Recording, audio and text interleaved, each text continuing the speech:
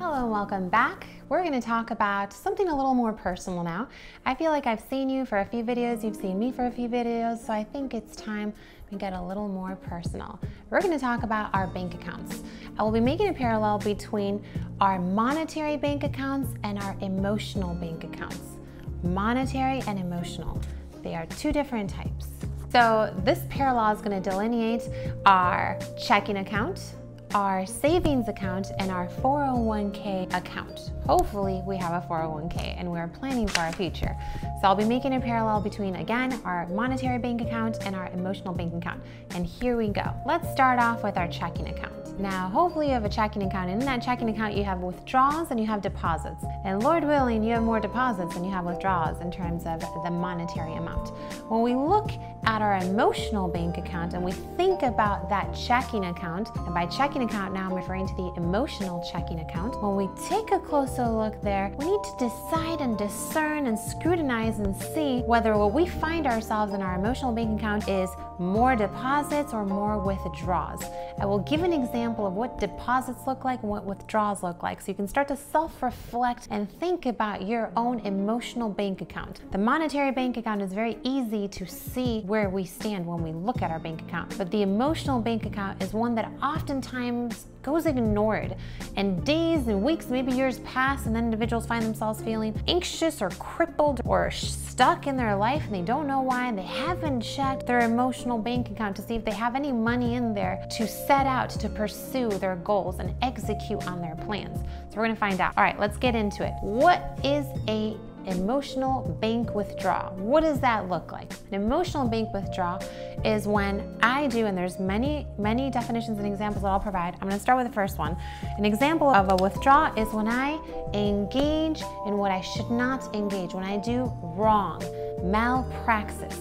Anytime I do an incorrect deed, a wrong deed, a harmful deed, whether that be towards myself or towards another person, that's kind of a trick example, because really when I harm my neighbor, when I do harm to another person, I'm automatically by default already harming myself, because I'm letting my brain think that this is okay to do.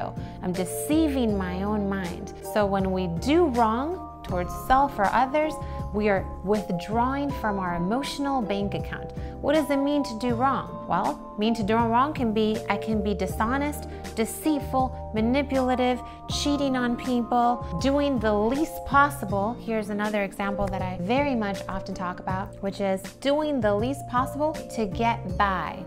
And that's a withdrawal, by the way. An example of that can be if you're married. For those of you that are married, what's the least I can do in my marriage to keep my spouse from divorcing me or from leaving me? What's the least I can do? That's a withdrawal. If you're in that type of mindset, thinking already about the least you can do for your spouse to keep them within the marriage, bounds of marriage, and for them to not divorce you, let me tell you, brother, friend, sister, that's already a withdrawal. If you're an employed individual and you're thinking of doing the least possible for your employer, for the company, for your client, for your patients, the least possible just to get that paycheck, that's a withdrawal. That's a perfect way to just withdraw from your emotional bank account. That's another way. Another example is when I don't take care of my body. When I eat as I please, when I don't exercise, when I don't drink enough water, when I don't make sure that I get enough sleep or rest. Those are withdrawals. I'm withdrawing from my physical capacities and I'm being deficient and not taking care of myself. When I don't have enough food, don't have enough water, don't have enough sleep, I'm going to be more vulnerable to life stressors and the day stressors, and that's going to knock me down even further and take more from my emotional bank. That's another example of a withdrawal. Remember we talked about boundaries in previous videos? Well, when we engage in unhealthy boundaries, those are also withdrawals. These are ways that we take away from ourselves. We allow people to take away from us, we allow situations to take from us, or we ourselves enable situations to continue to transpire that are withdrawing from our emotional bank account. Think about the things that you engage in during the week. Think about the experiences you allow yourself to have. Think about the individuals that you allow to enter into your life, into your thoughts, into your home, and notice, are they taking from me? Are they withdrawing? What's an indicator that someone's withdrawing from my emotional bank account? Well, if after you spend time with someone, you feel lack of energy, you feel angry, you feel sad, you feel disrespected, you feel hurt. You feel like someone sucked all your happiness, your joy, or your energy, like the energy suckers, the joy suckers. If you feel that and you notice that, you may very well be engaging with a person that's taking away from you, withdrawing from your emotional bank instead of depositing in your emotional bank. Or maybe you are that person, maybe you've noticed within yourself. So we need to think about these individuals in our lives and think about who's withdrawing, who's depositing for us. Okay, we're gonna now shift from withdrawals to deposits. What does a deposit mean in my emotional bank? What does a deposit look like in my emotional bank? So I'm gonna give you 3 examples. The third one's gonna be the common denominator between the first 2 that bridges them together. The first one, when I engage in good deeds, when I do what is right before my God, before my neighbor, before my boss, my spouse, myself, when we do these things, we are engaging in a deposit for our emotional bank. When my boss requests 8 hours of work and I put in 8 hours of work, or I put in 10 hours of work, I'm doing right by my boss. When the quality of my work, I give it my best, I'm doing right before my boss. When I take care of my body, when I take care of my needs, food, clothing, shelter, enough water, enough sleep, when I spend time with my God, my spiritual life, and I'm taking care of that as well, I'm exercising, I'm doing right for my body, for my brain. These are examples of deposits. So when we engage in things that produce joy, produce peace, or produce growth, and or any of those 3, those are examples of deposits. So first thing is doing right by God, you and others. Second thing is engaging in experiences that produce joy, peace, or help me grow.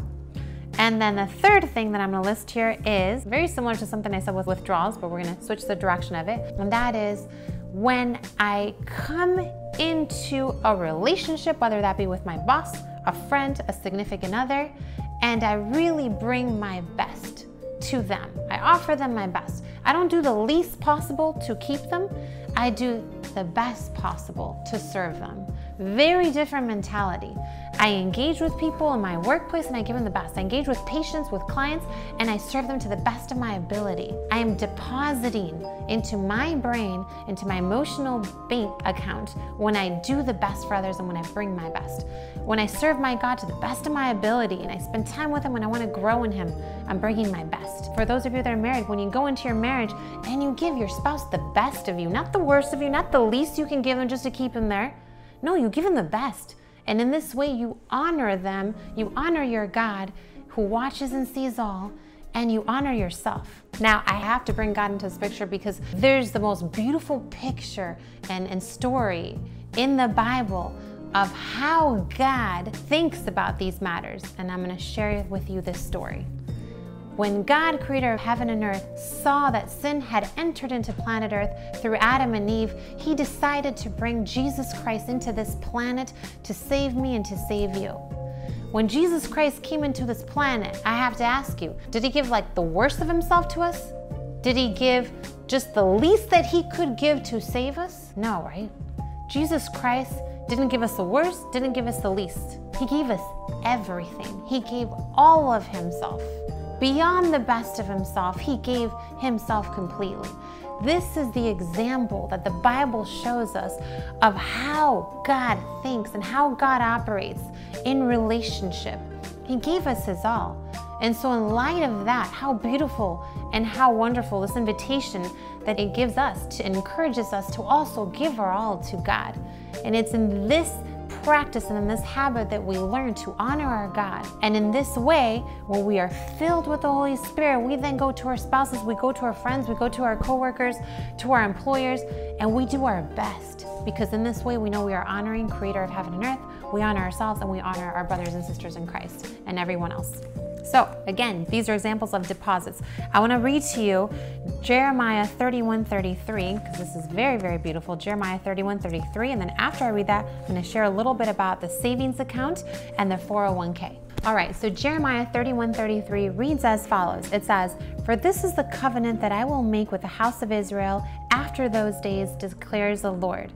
I will put my law within them, and I will write it in their hearts."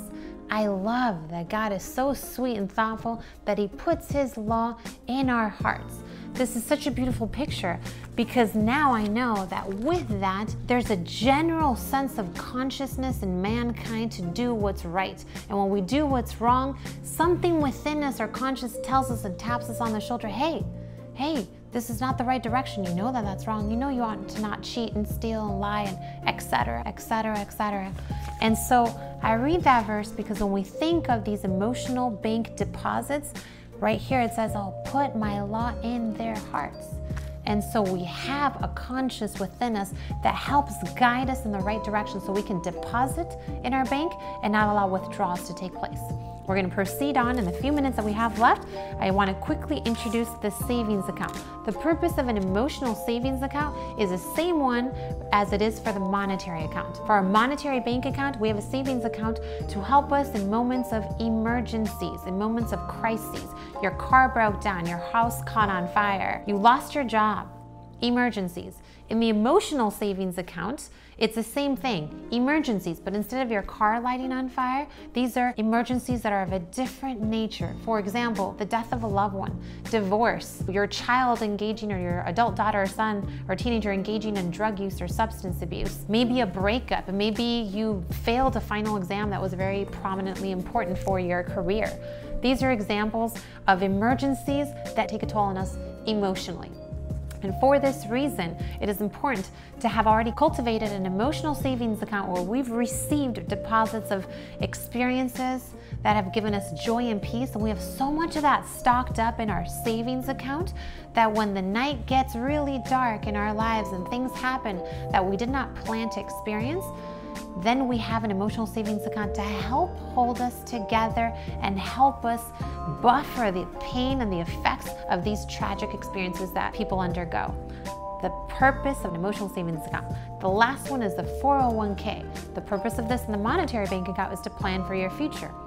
Same thing in the emotional bank system for the 401k. The purpose is to cultivate enough joy, peace, happiness, enough kindness within yourself, for yourself, enough self-care, enough of this wonderful, powerful factor that helps the brain heal and have peace of mind during storms.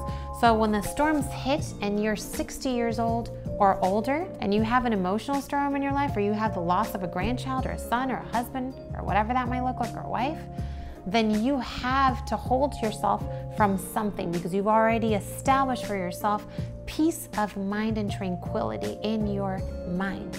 So now it carries you into adulthood, and now you're an adult, an older adult, perhaps an elderly, a retired individual, and you're able to have peace of mind amidst the storms because you've already prepped yourself throughout years of experiences and building for your future emotional state of mind. I'm going to read to you a verse in the Bible which is quite beautiful and quite powerful. This is one we're going to close with, and it is John chapter 10:10.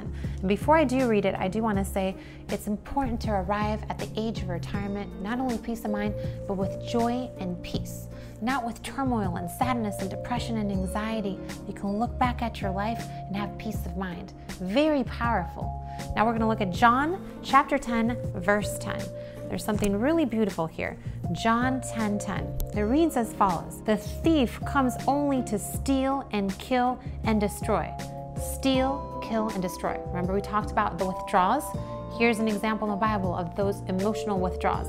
The thief comes to steal, kill, and destroy. I came that they may have a life and have it abundantly. There's the deposit. Jesus Christ gave his life for me and for you so that we can have it deposited in our emotional bank. The relationship that God invites us into with him begins with him depositing into my emotional bank, into your emotional bank. Very different from when you engage in a relationship with someone on planet Earth, and instead of them starting off by depositing into your emotional bank, they start off by taking from you, whether it's through emotional abuse or whatever means. Notice how God delineates a healthy relationship. He's not coming in to steal, break, and destroy, but to give you life and give it to you abundantly. May you meditate on these words and make an evaluation of your life and your checks and balances and deposits, your savings account, and your emotional 401k, and check yourself that you may see and find yourself being in surplus and living a life of abundance instead of a life of withdrawals. May God bless you richly, and we will catch you in the future. Take care. This is Dr. Natalie.